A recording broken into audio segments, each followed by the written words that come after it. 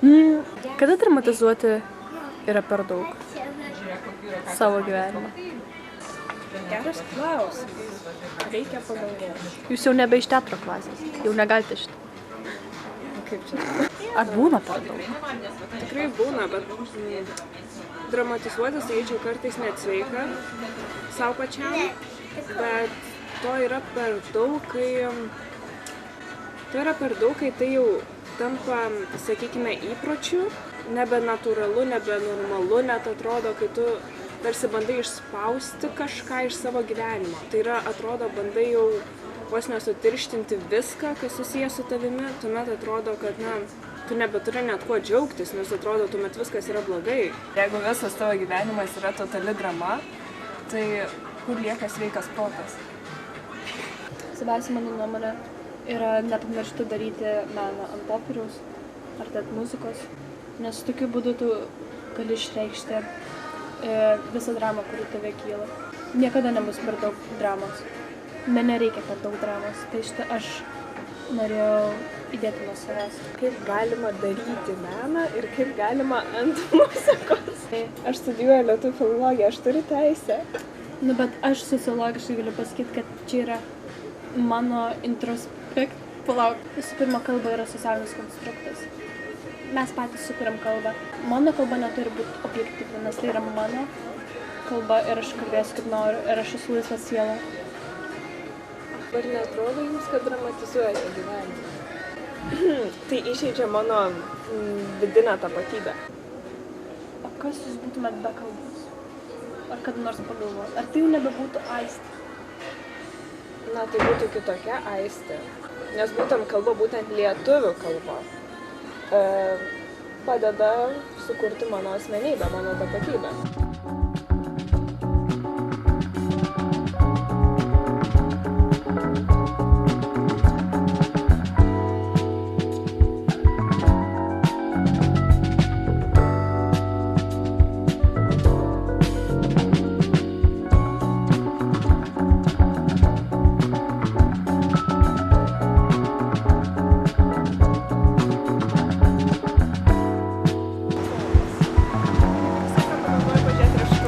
Kisuoli teatre. Nebe savanoriauju, bet ir komunikuoju.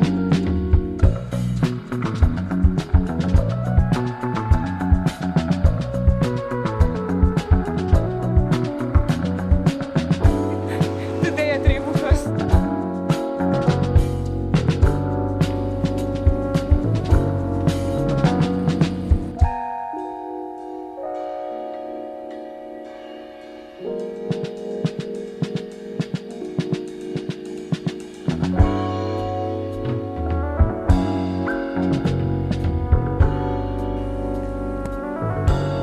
Dabar bandysime išsiaiškinti, ką Paulius kalboja apie gyvenimo nedramatizavimą.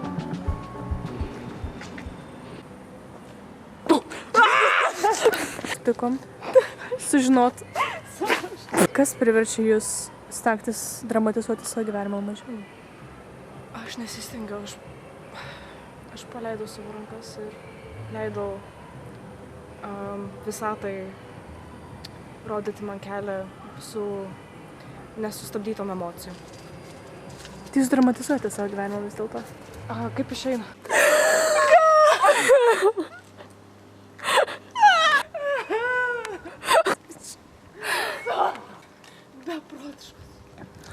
Beprotiškas, betelefoniškas vakaras. Socialinis. Nėra.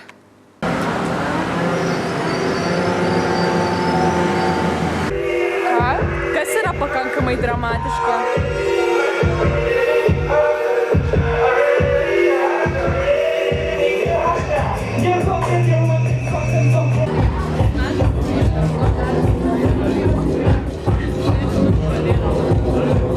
Aš gyvenime nesu buvus reive, ką aš darau, no idea.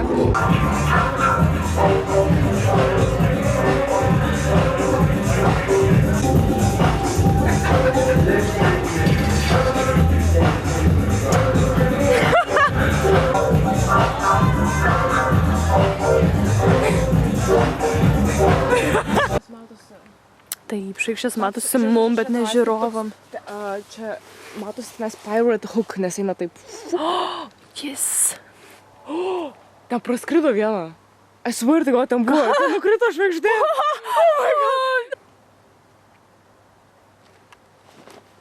Yeah! Dramatizuoti yra per daug ir kada dramatizuoti nereikia. Paprasčiausiai, kada tai yra toksiška, kenksminga kitiem, kada reikia paprasčiausiai viską žiūrėti paprasčiau, nedramatiškiau. Pagai? Taip. Tikriausiai, kai tau pasako kažką labai... Atsiprašau. Tikriausiai, kai skaitau beprotiškas istorijas ir tau pasako žmogus kažką labai veik, kažką labai nesupratingo ir kažką biški toksiško, sakyčiau, reikia šaltų protų prieiti prie šitų situacijų ir neišprotėti. Dramatiškavimas yra labai sukrečiantis dalykas ir gali paliesti tikrai labai gilias traumas, kurios gali tavo būsimus veiksmus paliesti tikrai ne pozityviu būdu ir tuo pačiu biški sugadinti tavo gyvenimą ir tavo prisiminimus. Pavyzdžiui, šitos 24 vasaros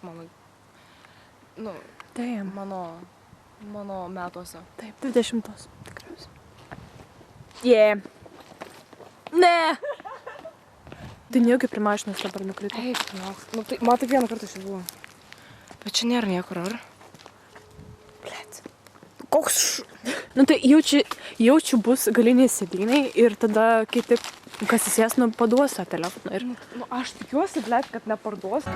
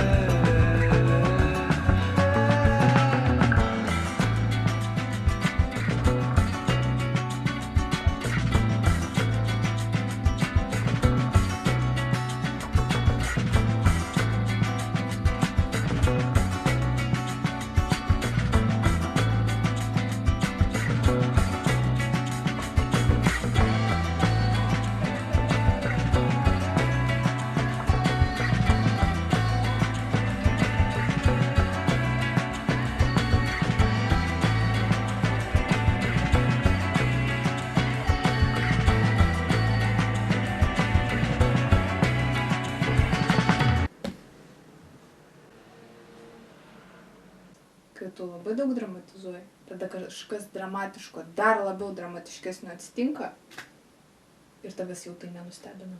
Nes dramatizavimas yra kaip narkotikas. Dramatizavimas tau trukdo dramatizuoti. Per daug, taip. Tai bet jūs vis tiek matote dramatizavimą kaip kažką teigiamą.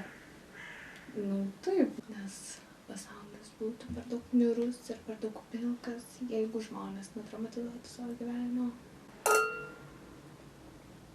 Dramatizavimas yra iš dalies kaip ženklas, kad man kažkas negerai, man reikia dėmesio, žmogiškos šilumos ir atrodo tai kaip šauksmas pagalbos, dramatizavimas. Ar dramatizavimas yra pagalbos šauksmas? Taip.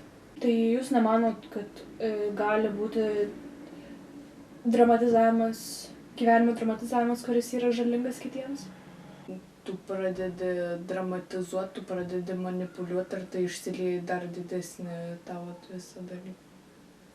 Nes jeigu tiesiog kartais padramatizuoji ir tai išsilieja, ta prasme, gerus dalykus čia, jo, čia faina, čia linksma yra, bet kai tai vyksta nuolatos ir tu su tom nieko nedarai. Ir pats, ir pagalbos nepriėmi, tai čia niekada nieko gero nebus. Tai dramatizavimas yra reikalingas, kada jis yra natūralus, kada jis išeina iš vidaus ir kada jis yra, atrodo, neišvengiamas, toksai, tau reikia dramatizuoti.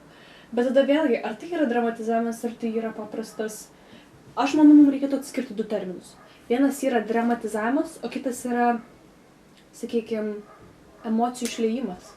Dramatizavimas yra tam tikras emocijų, gal ir padidinimas. Kada tu dramatizuoji, tu vis tiek, kaip aš minėjau praeitam vlogą, tu iškeli savo išgyvenimus, poetizuoji juos, gal net šiek tiek pasijauti kaip pagrindinis veikėjas.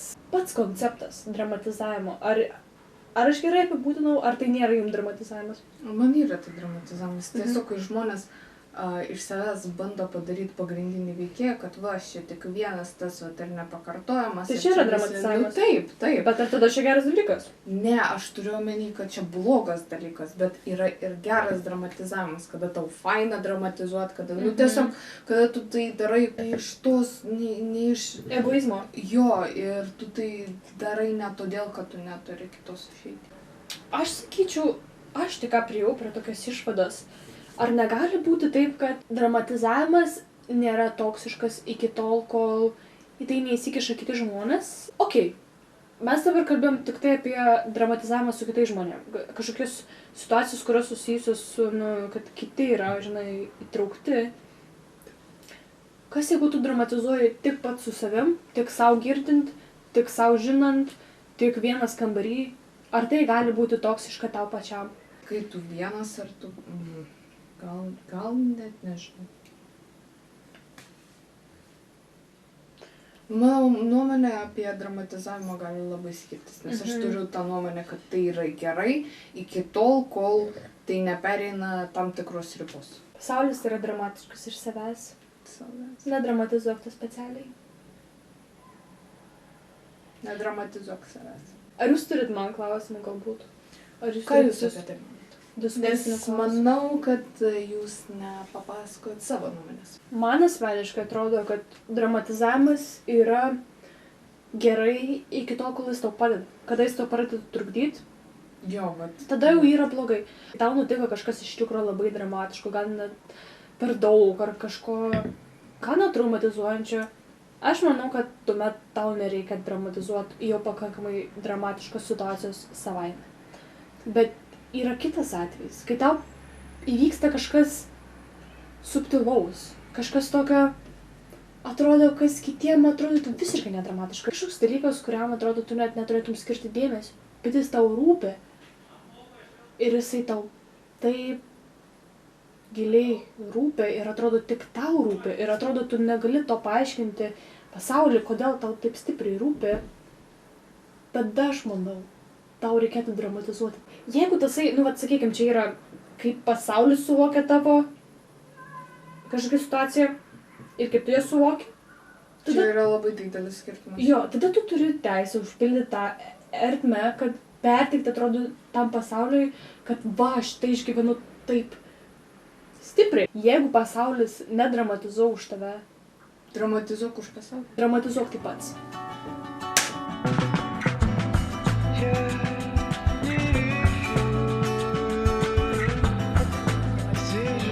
Ar tu irgi myrai? Jo, o Paulius irgi.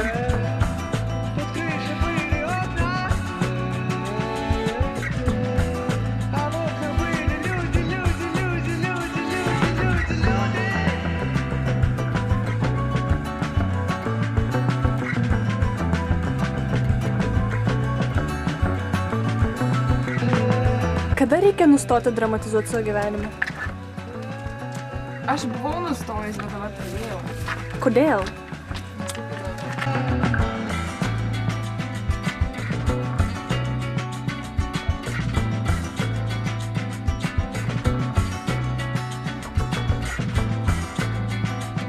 Kada reikia nustoti dramatizuoti savo gyvenimą? Niekada.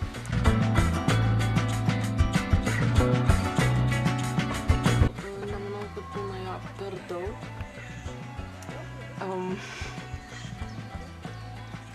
Tačiau būna momentų, kai jo norisi mažiau.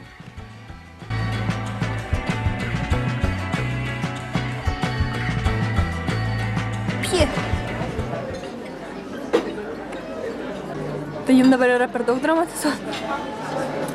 Taip, nes tokia aplinkoje, žinot, labai keistai atrodo, kai jūs esate filmuojamas su profesionalia kamera už virš 1000 eurų. Pagirimas mano kamerai. Dramatiškai. Dramatiškai? Dramatiškai, gal romantiškai. O kada dramatizuoti yra gerai? Pareina suvokimas iš dramatizavimo. Kai kurie dramatizuoja, kad išspręstų savo problemas. Ir jiems taip puikiai pavyksta.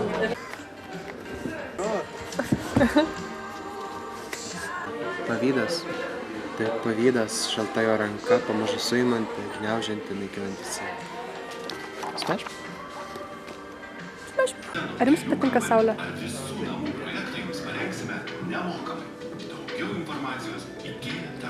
Žvaigždė ar mano pažįstama? Man ir dar.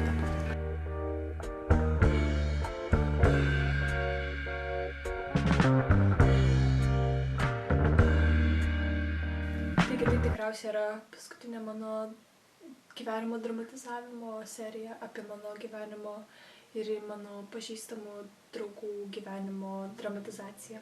Kas mane tiesiog nustebino, kad būtent šiame video tie žmonės, kurie anksčiau nedramatizavo savo gyvenimo, jie pradėjo dramatizuoti.